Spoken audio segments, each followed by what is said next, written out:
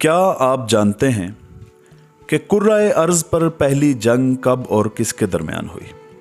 Astrology یعنی علم نجوم اور میتھمیٹکس یعنی علم حساب کی ابتدا کیسے ہوئی؟ قلم، لباس، ہتھیار ایجاد کرنے والے پہلے انسان کون تھے؟ سورج کے طلوع اور غروب ہوتے وقت عبادت سے کیوں منع فرمایا گیا؟ تاریخ کی سب سے پراسرار کتاب کون سی ہے؟ آئیے جانتے ہیں۔ بنی نوع انسان کی ابتدا حضرت آدم علیہ السلام سے ہوئی۔ حضرت آدم علیہ السلام کے بعد منصب نبوت حضرت شیث علیہ السلام کو عطا ہوا۔ اس زمانے میں بنی قابیل کی بدعمالیاں عروج پر تھیں۔ کفر و شرک، قتل و غارت، زنا اور دیگر جرائم عام تھے۔ حضرت شیث علیہ السلام کے بعد اللہ تعالیٰ نے حضرت ادریس علیہ السلام کا انتخاب کیا۔ بنی قابیل حضرت ادریس علیہ السلام کی جان کے دشمن بن گئے اور طرح طرح سے آپ کو ستانے لگے۔ اس صورتحال سے تنگ آ کر آپ نے اپنے ساتھیوں کے ہمراہ شہر بابل سے مصر کی طرف ہجرت کی اور دریائے نیل کے کنارے آباد ہو گئے۔ آپ اکثر درس و تدریس میں مشغول رہنے لگ گئے۔ اسی وجہ سے آپ کو ادریس یعنی درس دینے والا کہا جانے لگا۔ آپ نے بہت سے علوم سیکھے اور سکھائے۔ کہا جاتا ہے کہ سریانی، لاطینی، یونانی، عبرانی، مصری سمیت 72 زبانوں کی ابتدا آپ ہی نے کی۔ علم نجوم اور علم حساب کی ابتدا بھی حضرت ادریس علیہ السلام نے کی۔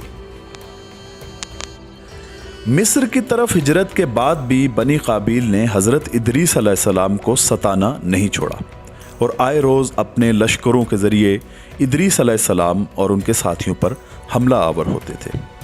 اپنے دفاع کے لیے سب سے پہلے ادریس علیہ السلام نے جنگی ہتھیار ایجاد کیے تھے اور بنی قابیل کے خلاف پہلا جہاد کیا تھا۔ یہ کرۂ ارض پر پہلی باقاعدہ جنگ تھی۔ قرآن مجید میں حضرت ادریس علیہ السلام کا ذکر یوں موجود ہے، اور اس کتاب میں ادریس علیہ السلام کا بھی ذکر کیجیے، بے شک وہ بڑے سچے نبی تھے اور ہم نے ان کو بلند رتبے تک پہنچایا تھا۔ روایات میں آتا ہے کہ سفر معراج کے وقت نبی مہربان صلی اللہ علیہ وسلم کی ادریس علیہ السلام سے ملاقات چوتھے آسمان پر ہوئی تھی۔ قرآن و حدیث کے علاوہ حضرت ادریس علیہ السلام کے بارے میں معلومات کے 2 اہم ذرائع قدیم سمیری تختیاں اور تورات کا گمشدہ صحیفہ دا بک آف اینوک بھی ہے۔ بک آف اینوک کے بارے میں کہا جاتا ہے کہ یہ حضرت ادریس علیہ السلام پر نازل ہونے والا صحیفہ ہے۔ یہ ایک بہت پراسرار کتاب ہے۔ اس کتاب میں حضرت آدم علیہ السلام کے دور کے بہت سے پراسرار واقعات درج ہیں۔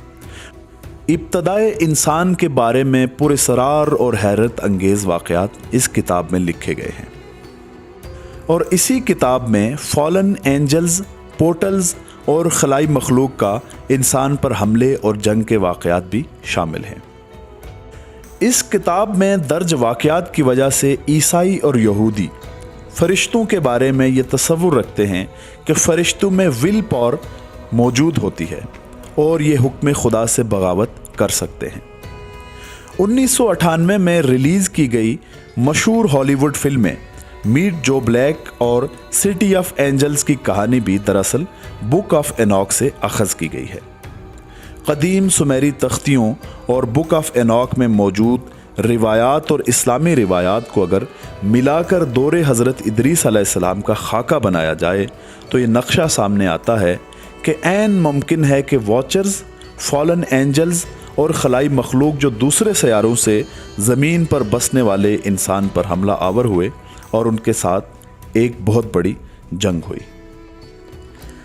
خلائی مخلوق کے اس حملے اور اس عظیم جنگ کے بارے میں حقائق اور اس پراسرار کتاب دا بک آف اینوک کو بائبل سے کیوں الگ کیا گیا، اور اس کے علاوہ سورج کے طلوع اور غروب ہوتے وقت عبادت سے کیوں منع کیا گیا، بچوں کو شام کے وقت چھتوں پر جانے سے کیوں منع کیا گیا، اور کیا قرآن و حدیث کی جدید سائنسی تعبیر نئے رازوں سے پردہ فاش کرنے والی ہے، یہ سب ہم جانیں گے اپنی آنے والی ویڈیو میں۔